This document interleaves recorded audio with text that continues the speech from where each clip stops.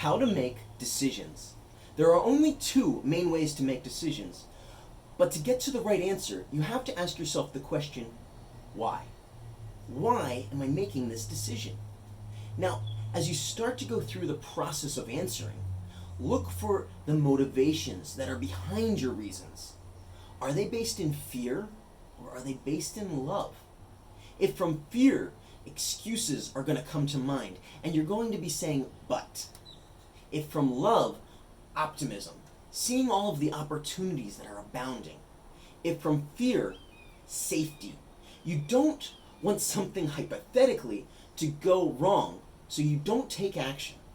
If from love, excitement, in doing and in trying new things, which is the catalyst and the motivation for the growth and to be and to do better. So, whether it's the supermarket, getting what you need, deciding who you spend your time with, what you listen to in the car, or where you live in the world, and the list can go on and on, all through life. Remember, life is decisions. Your decisions have consequences. Make good decisions.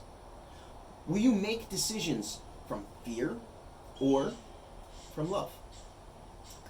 Thank you so much for watching. Please like, follow, share, subscribe, comment, and I will see you next week.